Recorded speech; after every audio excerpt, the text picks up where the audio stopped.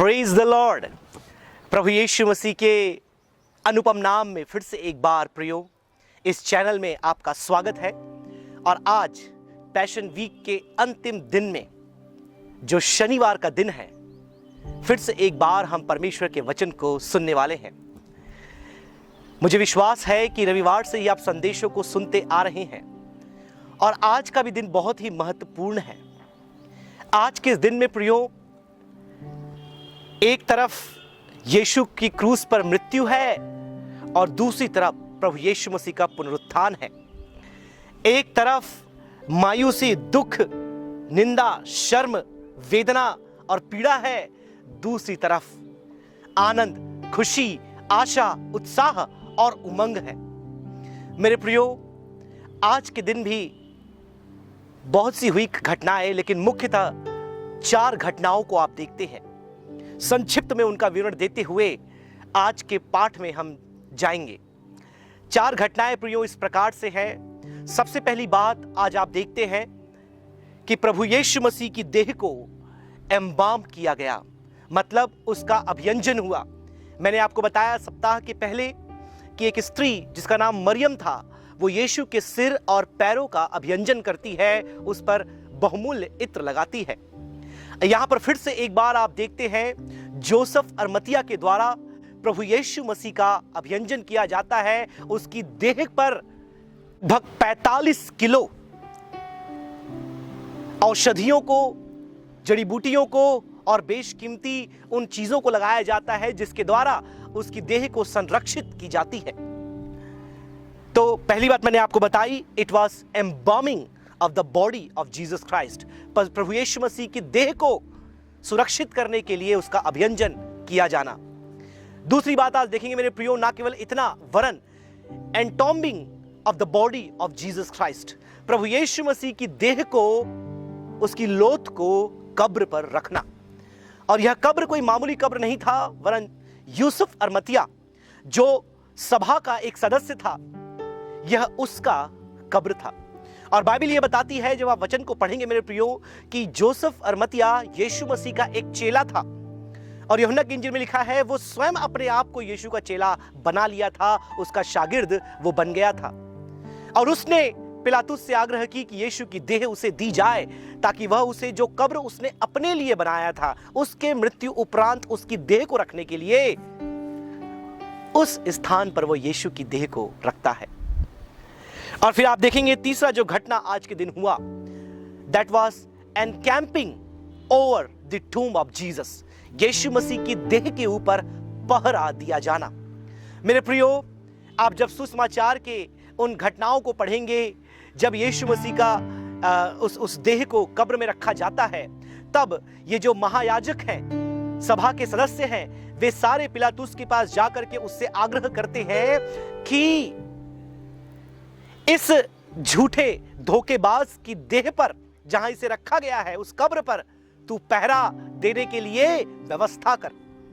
और वो कहते हैं कि जब वो जिंदा था, मतलब कौन? यीशु मसीह। जब वो जिंदा था, वो कहता था कि वो मृतकों में से जी उठेगा। तो हम तो नहीं विश्वास करते कि वो जी उठेगा, वरन उसके चेले उसकी देह को चुरा लेंगे और बाद में कहेंगे यीशु जीवित हो गया। इसलिए एक काम कर कि उसकी देह पर क्या कर, सुरक्षा के लिए पहरुओं को तैनात कर। और फिर पिलातुस उनको अनुमति देता है कि तुम जाओ और अपनी व्यवस्था के अनुसार जितने लोगों को वहां लेकर के तैनात करना है तुम कर दो। तीसरा जो घटना आज हुआ मेरे प्रियो, encamping over the tomb of Jesus. Yeshu Masih के उस कब्र के ऊपर सैनिकों को, रोमी सैनिकों को तैनात किया गया।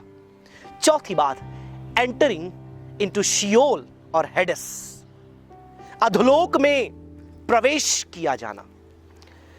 मेरे प्रियो, आप देखते हैं कि बाइबल हमें इस बात को बताती है कि प्रभु यीशु मसीह, यह बात इफिसियों में भी लिखा है। तत्पश्चात आप इस घटनाक्रम को देखते हैं कि पतरस भी इस बात को बताता है कि प्रभु यीशु मसीह प्रचार करने के लिए, सुसमाचार छुड़ाने के लिए, छुटकारा देने के लिए अधोलोक में जाता है और वहां जो मरे हुए लोग हैं, जिनकी आत्माएं हैं, उन्हें सुसमाचार के संदेश को सुनाता है और उन्हें छुड़ाता है। आप देख पाएंगे जब आज की रात्रि में मुख्य संदेश हमारी कलीसिया में दूंगा तो इस पर और प्रकाश डाल के और भी डिटेल में इन बातों को मैं बताऊंगा। लेकिन अभी उतनी व्याख्या में नहीं जाएंगे, लेकिन 4 घटनाक्रम आज जो है मैंने आपको बता दिया। पहला मैंने आपको बताया वाज दी एम्बाल्मिंग, मतलब उसकी देह का अभियंजन करना। दूसरा मैंने आपको बताया एंटोम्बिंग, मतलब उसके देह को कब्र में रखना। तीसरी बात मैंने आपको बताई मेरे प्रियो एन कैंपिंग, मतलब उसकी देह पर पहरा दिया जाना। चौथी बात एंटरिंग, प्रवेश करना। और अब इन सारे घटनाक्रमों से हमारे लिए क्या लेसन, क्या पाठ निकलता है मेरे प्रियो, आइए हम मिलकर के देखें। आप यहां पर इन चारों घटनाओं के द्वारा कम से कम मुझे लगता है आप और मैं मिलकर 3 बातों को सीख ही सकते हैं। जबकि यह काफी लघु संदेश होगा, बहुत ही कम समय में कुछ बातों को मैं आपके बीच में रखूंगा जो हमारे और आपके लिए एक व्यवहारिक जीवन में सीखने और मानने योग्य बात है। सबसे पहली बात मेरे प्रियो हम यहां पर सीख सकते हैं, ये सब W से चालू होते हैं तो ये इजी रहेगा आपके लिए याद करना। पहला है वे, दूसरा है वेट, तीसरा है वर्क। पहला है मार्ग, दूसरा है इंतजार और तीसरा है कार्य। सबसे पहली बात मेरे प्रियो, गॉड्स वे इज साइलेंस। परमेश्वर का मेरे प्रियो कई बार जो तरीका होता है कार्य करने का वो खामोशी होती है। जैसे मैंने आपसे कहा कि आज के दिन को बहुत से कलीसिया एक साइलेंट सैटरडे के रूप में मनाते हैं, एक खामोश, शांत, क्योंकि अब यीशु कब्र के अंदर है, कोई सेवा नहीं, कोई प्रचार नहीं, कुछ भी नहीं। और जब वो अधोलोक गया, प्रचार किया, इसके बारे में लोगों को बाद में मालूम चला। लेकिन उस दरमियान, उस दौरान मेरे प्रियो वहां पर कोई नहीं जो यीशु की तरह बातें करे, प्रचार करे, सुसमाचार सुनाए, अपने पिता से प्रार्थना करे। और लोग इस समय एकदम शांत है, चेले शांत है, सारे उसके अनुयायी जो उसके पीछे बड़ी भीड़ हो रही थी वे सब शांत हैं। और कई बार ये जो शांति है, ये खामोशी है, हमें चिंतित कर देती है। परमेश्वर की ये खामोशी हमें परेशान करने लगती है। परमेश्वर की ये खामोशी हमें अंदर से व्याकुल कर देती है कि आखिर परमेश्वर कुछ कर क्यों नहीं रहा, उसने कुछ किया क्यों नहीं। जब वह कलवरी क्रूस पे मर रहा था, परमेश्वर ने उसे बचाया क्यों नहीं, और जब वो मर गया उसे जीवित क्यों नहीं किया। और आज शनिवार का दिन है, दूसरा दिन है। जितने भी लोग होंगे मेरे प्रियो सोच रहे होंगे कि परमेश्वर खामोश क्यों है, परमेश्वर शांत क्यों है, वो हस्तक्षेप क्यों नहीं कर रहा। मेरे प्रियो, इससे हमें यह सीख मिलती है कि कई बार हमारे व्यवहारिक जीवन में, हमारे आत्मिक जीवन में, हमारी इस दुनियाई जिंदगी में कई बार हम भी देखते हैं कि परमेश्वर शांत है, खामोश है। हम उससे पूछ रहे हैं कि प्रभु तू कहां है। यीशु मर गया है, उसकी सेवा बंद हो गई है, उसके लोग जो उसके शत्रु थे, उसके बैरी थे, अब आनंद मना रहे हैं, ठट्ठा कर रहे हैं, खुशियां मना रहे हैं। शैतान, उसकी सेना जश्न मना रही है। कहां है तू परमेश्वर, तू शांत क्यों है। आपकी जिंदगी के हालातों में मेरे प्रियो कई बार हो सकता है आपको ऐसी परिस्थिति से होकर के जाना पड़े और आपको लगे कि परमेश्वर कहां है, परमेश्वर है भी या नहीं, और परमेश्वर यदि है तो वो खामोश क्यों है, वो चुप क्यों है, वो कुछ करता क्यों नहीं। लेकिन हमें यह सीखना है मेरे प्रियो कि परमेश्वर का तरीका खामोशी का तरीका है। कई बार परमेश्वर शांत रहना पसंद करता है, कई बार परमेश्वर चुप रहना पसंद करता है, कई बार परमेश्वर आपकी तकलीफ, आपकी परेशानी, आपकी मुसीबतों के बावजूद चुप रहना पसंद करता है। और कई बार आप देख सकते हैं भजनकार दाऊद अपने भजन में भी परमेश्वर कई बार यह बोलता है कि परमेश्वर तूने अपने मुख को मुझसे मोड़ क्यों लिया है, तू मेरी ओर देखता क्यों नहीं। मेरे शत्रु मेरे ऊपर चढ़ाई कर रहे हैं, मैं मरा जा रहा हूं, कुत्तों ने मुझे घेर लिया है, तू कहां है मेरा परमेश्वर यहोवा। मेरे जिंदगी के इन मुश्किलातों के बीच पे जब आप ऐसे ही किसी अवस्था से होकर के जाते हैं, याद रखें God's way is the way of silence. परमेश्वर का जो तरीका है कई बार वह शांति खामोशी का तरीका है। उसे शांत और खामोश रहना पसंद है क्योंकि यह उसकी योजना है, यह उसका प्लान है। आपके लिए हो, मेरे लिए हो, यीशु के लिए हो, परमेश्वर की योजना खामोशी की योजना है। आज देखिए पूरे देश और दुनिया में मसीह की कलीसिया को कितना सताया जा रहा है, मसीह की कलीसिया को कितना प्रताड़ित किया जा रहा है। और आप और मैं खुलेआम प्रचार नहीं कर पा रहे, आप और मैं सुसमाचार नहीं सुना पा रहे। कई स्थानों में आज तो मैं यहां पर कम से कम वीडियो बना रहा हूं, कई लोगों के चैनल्स को डिलीट कर दिया गया है, कई लोगों के चैनल्स को ब्लैकलिस्टेड कर दिया गया है, कई लोग जो ऐसे खुलेआम प्रचार कर रहे हैं उनको बंदी गृह में डाल दिया गया है। हो सकता है हम ये प्रश्न पूछें, परमेश्वर तू खामोश क्यों है? परमेश्वर तू शांत क्यों है? तेरे लोग मारे जा रहे हैं, तेरे लोग प्रताड़ित किए जा रहे हैं, तेरे लोगों को निंदा सहना पड़ रहा है, तू खामोश क्यों है? आगे चलते हैं दूसरे पार्ट में प्रियो, समय बहुत कम है हमारे पास। अब दूसरा लेसन जो यहां पर देख सकते हैं, मैंने आपको बताया, वेट। परमेश्वर के लोगों को यह सीखना जरूरी है कि वो इंतजार करें। If God's way is the way of silence, then God's people should learn to wait in him. परमेश्वर के लोगों को यह सीखना है कि वो परमेश्वर की बाट जो है इंतजार करें। अब देखिए मेरे प्रियो, यही चेले जो कल तक उसके साथ साथ घूम रहे थे, उसकी सेवा में उसके संग थे, उसके पीछे नारे लगा रहे थे, और आज देखिए वे कहां चले गए। जब यीशु मर गया, वो अपने व्यवसाय में, अपने कामों में, अपने धंधों में वापस चले गए। जो मछली पकड़ने वाला है मछली पकड़ने चला गया, जो टैक्स कलेक्ट करने वाला है टैक्स कलेक्ट करने चला गया, और कोई और लोग अपने काम में चले गए। मेरे प्रियो, वे इंतजार नहीं कर पाए, और इंतजार इसलिए नहीं कर पाए क्योंकि उनके अंदर विश्वास नहीं था। यहूदियों के अंदर विश्वास था यीशु की बातों का। क्या विश्वास था यहूदियों के अंदर, वो शास्त्री फरीसियों के अंदर, कि यीशु ने कहा था कि वो मरने के बाद जी उठेगा।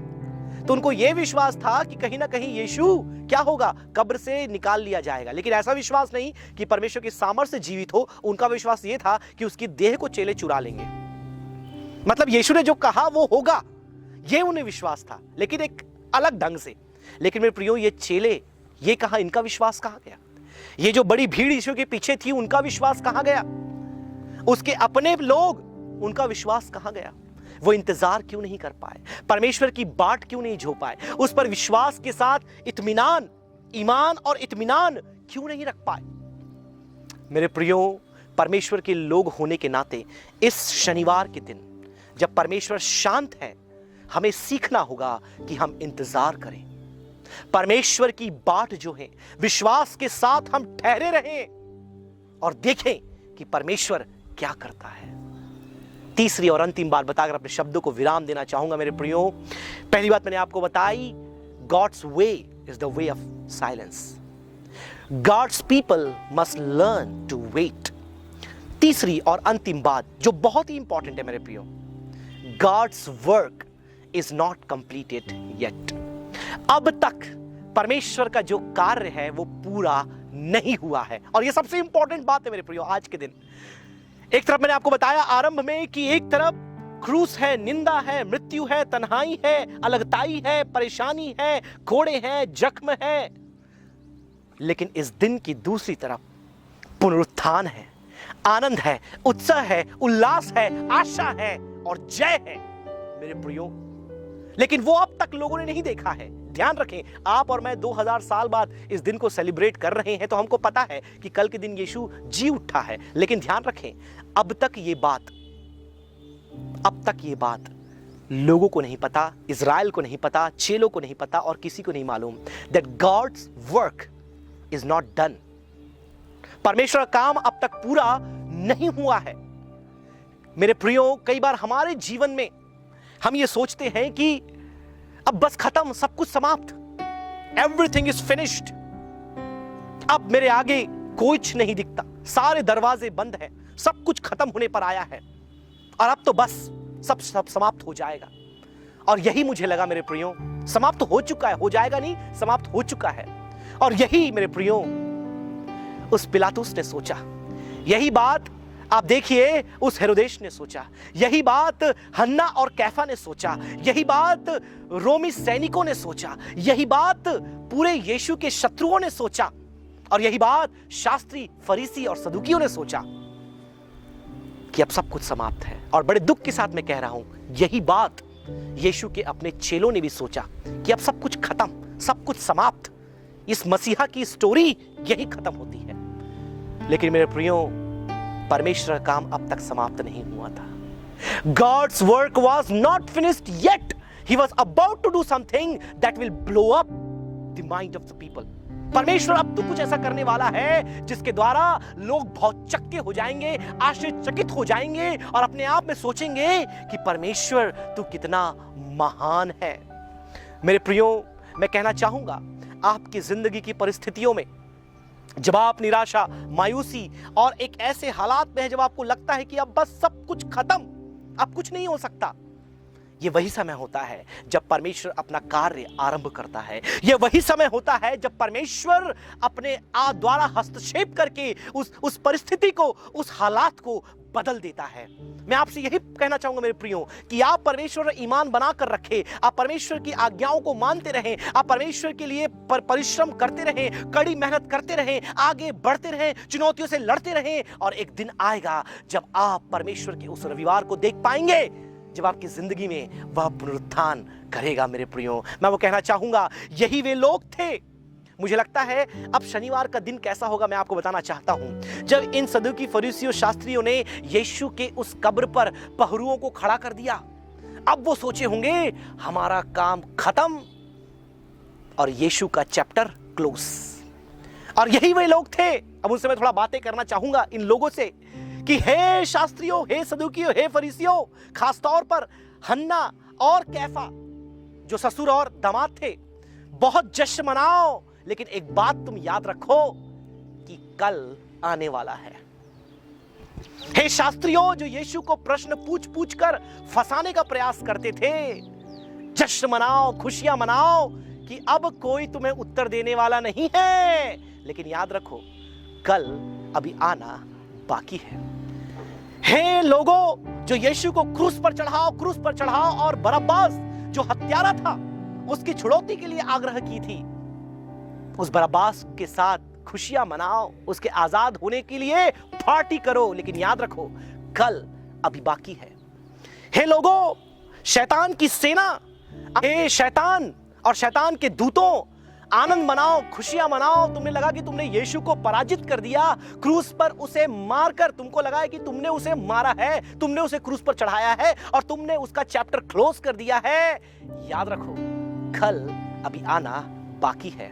हे लोगों जिन्होंने यीशु की दाढ़ी नोची, हे सैनिकों, हे रोमी शासकों जिन्होंने यीशु की निंदा की, जिसने उसके कपड़े फाड़े, उसकी दाढ़ी नोची, उसके मुंह पर थूका, उसे चपेड़े मारे और उसे कीलों से क्रूस पर जड़ दिया। आराम करो, विश्राम करो, लेकिन याद रखो कल अभी आना बाकी है। हे लोगों जो अपने शस्त्रों को धो रहे हो, हे सैनिकों, खून यीशु का तुम अपने शस्त्रों से, अपने कोड़ों से धो कर निकाल रहे हो, उसके मांस के टुकड़ों को तुम साफ कर रहे हो, उस स्थान पर जहां पर यीशु को कोड़े लगाए गए तुम उसे पोंछ रहे हो, सफाई कर रहे हो, लेकिन याद रखो कल अभी आना बाकी है।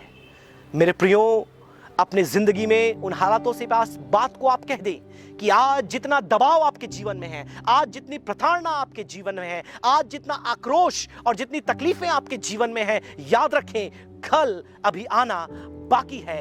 यीशु के विरोधियों ने सोचा कि अब उसे हमने खत्म कर दिया, यीशु के शत्रु ने सोचा कि अब यीशु जा चुका है, अब कोई हमारे खिलाफ क्या करेगा, योजना नहीं बनाएगा, अब कोई हमारे खिलाफ दूसरी सत्ता स्थापित नहीं करेगा, अब कोई हमारे खिलाफ लोगों को इकट्ठा नहीं करेगा, अब कोई हमारे अलावा दूसरी शिक्षा नहीं देगा, अब कोई हमारे राज्य को हमसे छीनेगा नहीं।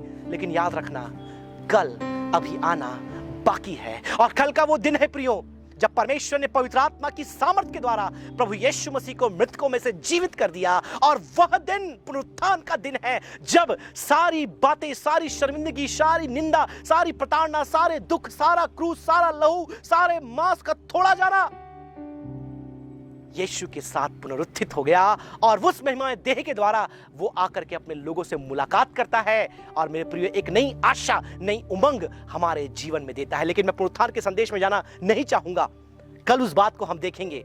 लेकिन आज केवल इतना कहूंगा मेरे प्रियो, जब आप अपनी जिंदगी के उस शनिवार से होकर के जा रहे हैं, when you are going through the Saturday of your life, the time at the point where you have seen all the shame, all the troubles, all the problems, and now you are yet to go to a new level of your life. आप उस शनिवार में हैं। मेरे प्रियो, इंतजार करें, प्रार्थना करें परमेश्वर की बाट जो है, और विश्वास करें कि वो आपके लिए, आपके जीवन में अब तक अपने कार्य को खत्म नहीं किया है। परमेश्वर की योजना को हम देखते हैं मेरे प्रियो। आज कई लोग जो कलीसिया के विरोधी है, उनको लगता है हमने कलीसिया की इमारत को तोड़ दिया, हमने कलीसिया में आग लगा दिया, हमने वहां के पासवान की हत्या कर दी। मैं बताऊंगा, मेरे खुद के स्टूडेंट, हमारे फेलोशिप के लोग, हमारे लोगों को मारा गया, प्रताड़ित किया गया, उनकी हत्या तक कर दी, उनका सिर कलम कर दिया गया, और उन्हें लगा कि सब कुछ समाप्त हो गया। मेरे सीनियर जो मेरे साथ पढ़ाई किए, उन्हें मारकर कुएं में फेंक दिया गया मेरे प्रियो, और उन्हें लगा कि हमने मसीहत को समाप्त कर दिया। लेकिन आज वहां पर कलीसिया खड़ी है। आमीन, हालेलुया। आज प्रभु यीशु मसीह का संदेश बड़े जोर और शोर से पूरी दुनिया में फैल रहा है, क्योंकि मसीहत को जितना लोग दबाने की कोशिश करेंगे, मसीहत उतनी ही बढ़ती चली जाएगी। मसीहों को जितना लोग प्रताड़ित करेंगे, मसीह लोग उतना ही सेवाएं बढ़ते चले जाएंगे। सुसमाचारों को जितना फाड़ा जाएगा, जलाया जाएगा, जितना उसकी निंदा की जाएगी, उतना सुसमाचार का प्रसार किया जाएगा और लोग अनंत जीवन को पाते चले जाएंगे मेरे प्रियो। Because God is not done yet. परमेश्वर ने अपना काम अब तक समाप्त नहीं किया है, उसकी योजना अब तक चल रही है। Wait for the last chapter of your life, और I should say wait for the last chapter of the church, क्योंकि ये योजना मेरे प्रियो पूरे विश्व के लिए, पूरी दुनिया के लिए, पूरी कायनात के लिए, पूरे प्रपंच के लिए है, जो परमेश्वर ने बनाई है। और हमें केवल इंतजार करना है, विश्वास करना है, ईमान रखना है, इत्मीनान रखना है, और परमेश्वर को अपने कार्य को करने देना है, क्योंकि कल अभी आना बाकी है।